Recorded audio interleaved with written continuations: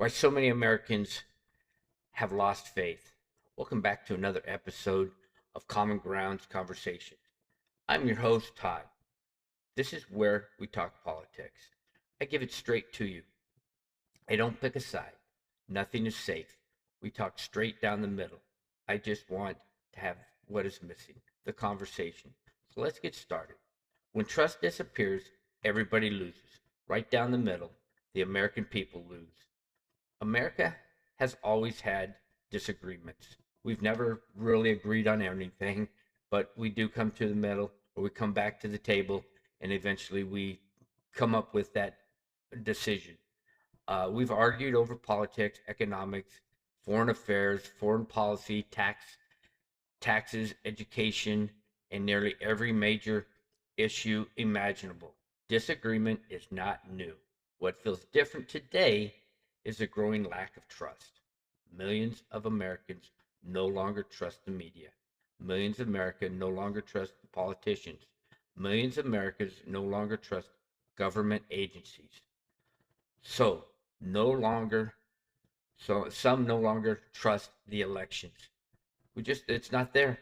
There's no faith in it. We don't trust anybody nowadays. Others no longer trust the justice systems.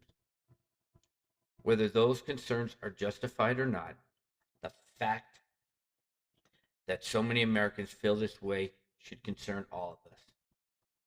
Because when trust disappears, everybody loses. Not just you, not just me, but everybody. I'm not talking about the politicians losing. We don't care if they lose. What we need to do is start caring about us. We're the ones who put the politicians into power. We're the ones who elect them. So we need to now start standing up and saying enough is enough. The fact is, many politicians on both sides of the aisle don't care enough about the American people to stop feeding the media garbage. So then this causes the rift, the problem, the division. Because neither side comes to the table to talk. They come to the table and they argue. They point fingers at each other.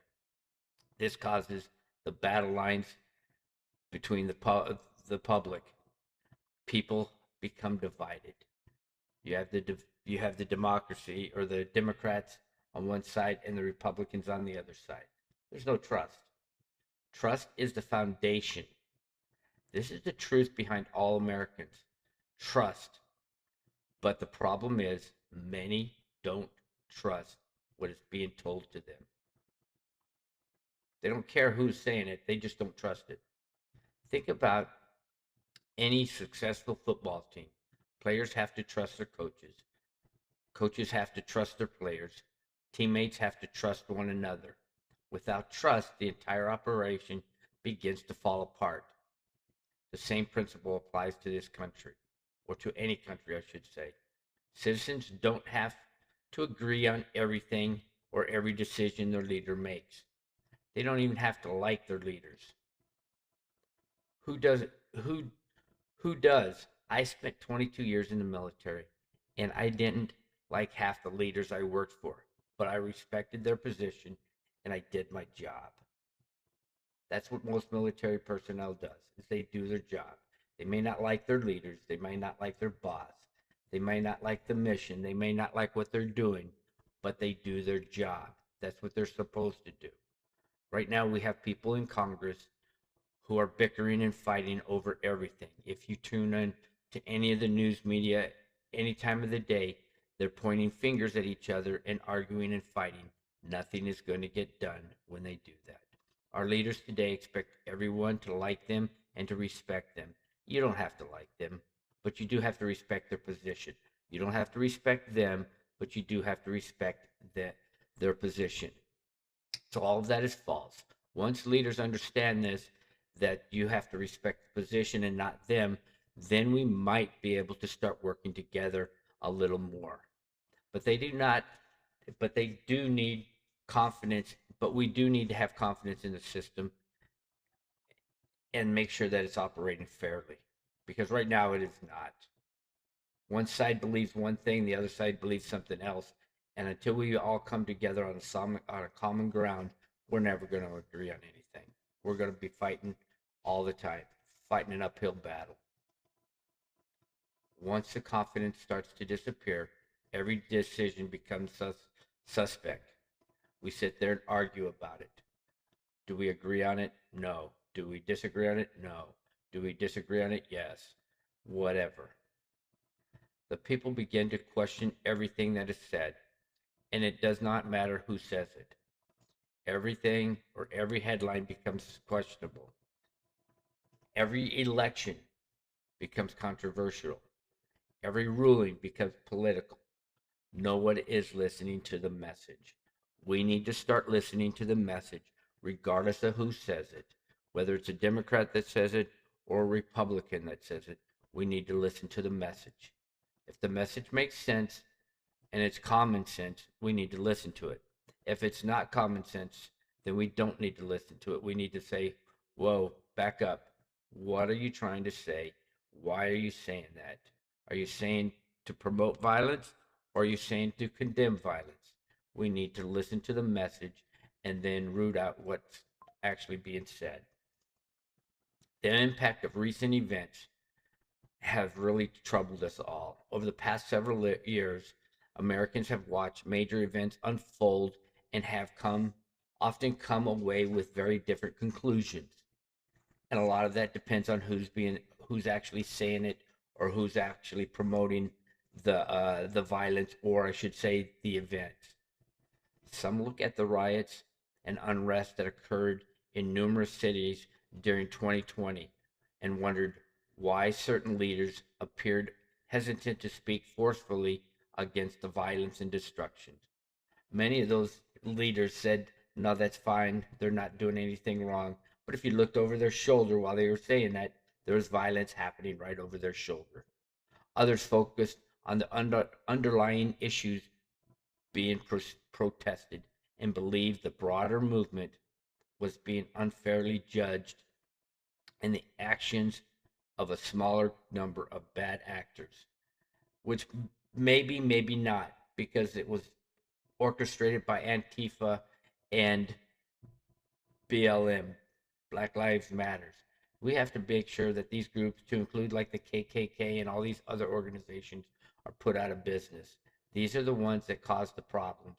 These are the ones that are being paid by special interest groups that don't need to have any interest in any of our political outcomes.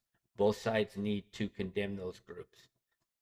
This became, then came January 6th. Some Americans viewed it primarily as a riot that got out of control. Others viewed it as something far more serious because it involved the Capitol and the certification of a presidential election. This should have never happened. I don't care whether it was a Democrat or a Republican. This should have never happened on either side. This was a no-no because it did assault the Capitol and it did assault a presidential election results. The result was predictable.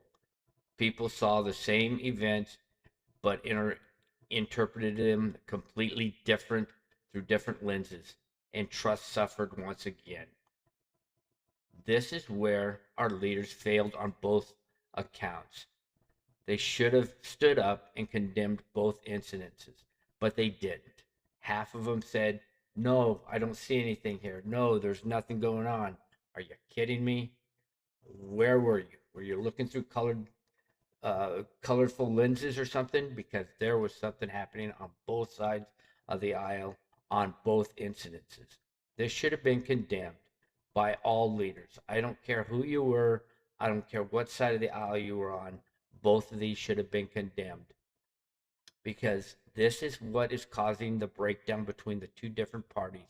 And then you have the American people caught in the middle, wondering what to do and whose side they should be on or whose side they should lean toward. Because remember, like I've said in previous podcasts, the loudest voice wins.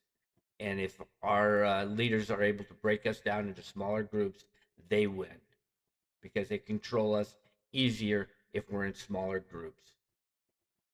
We need to stand up and say enough is enough, and we need to elect them. If you look at the elections going on right now, or the primaries, some of the primaries going on in some of these early elections, like in California right now, what's going on over there? Do we trust what's going on? Half the people say no, half the people say yes. I don't know.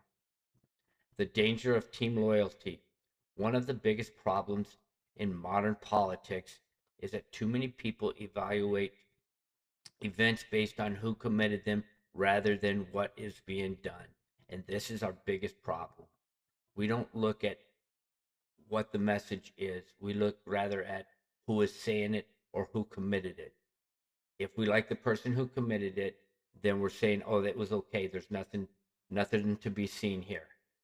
If we don't like the person who committed it, we say, oh yeah, he did it. It's wrong. We need to convict him. We need to throw him in jail, whatever. If our standards change depending on whether we agree with the people involved, we create a dangerous precedent. A principle that only applies to your opponents isn't really a principle. It's a weapon. And you can see both sides using this, and that's terrible. We're talking now where they're redirecting or redistricting, I should say, um, different states. Is that right or is that wrong? If you look at the Democratic side right now, they're saying no. If you look at the Republican side, they're saying yes. However, the Democrats did the same thing in years past. So they're pointing fingers back then. They're saying it was okay. Republicans were saying no. What is it? Yes or no? This happened back in the 18 or back way back when it was first formed by gerrymandering, and that's when that became popular by a mayor. Okay, so give me a break. All right, it was a Democrat that started the whole process, and now you're going to say it's not legal. Uh, we'll see. People need to listen to the message and not who says it. If you don't like the person on the right, but the message makes sense, then you should support the message.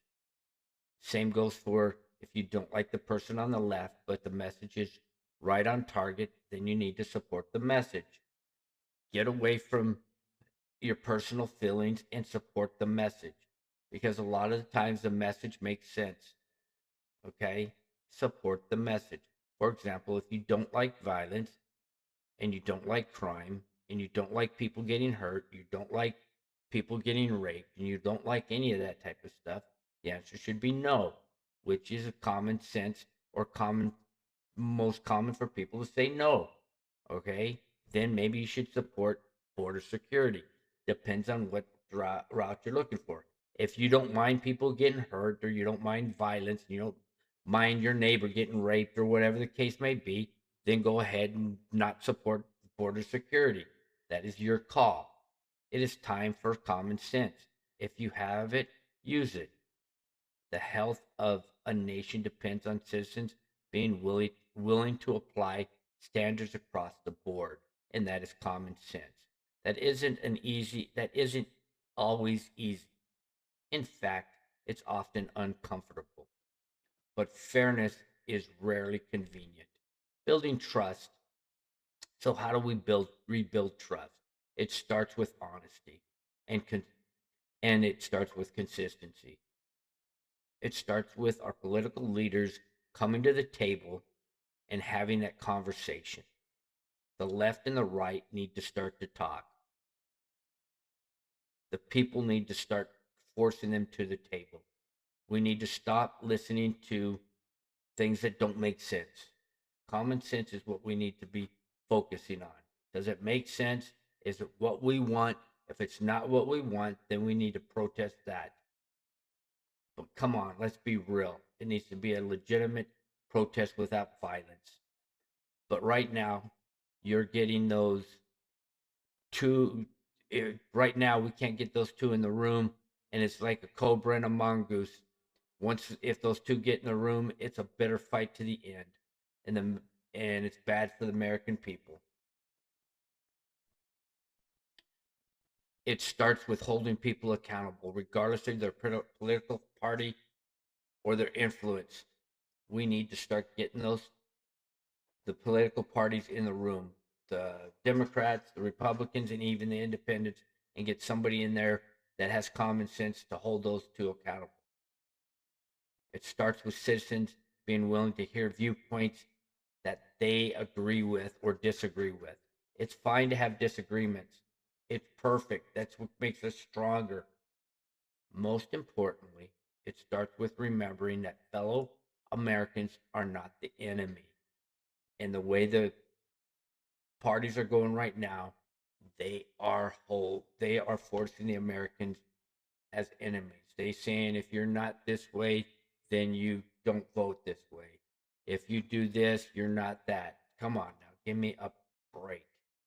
We may disagree passionately. We may vote differently. We may see the world through different experiences, but we still share a common responsibility for the future of this country. And right now, we are looking at this country going down two different paths, and that's not good. So here's my final thought for everyone. Trust is one of the hardest things to rebuild, um, and one of the easiest things to lose. Once it's gone, everything becomes harder. Politics becomes harder, leadership becomes harder, unity becomes harder. The question Americans face today isn't whether disagreement will continue. They will. The real question is whether we rebuild enough trust to navigate those disagreements without tearing ourselves apart. Because when trust disappears, everybody loses. And when trust is restored, everybody benefits. So you need to ask yourself these two questions. Are you willing to change? Are you willing to listen to both sides? Thanks for listening. I hope you enjoyed this episode. If so, please share with family and friends and hit the like button and subscribe. I hope you all have an outstanding day. I will see you next episode.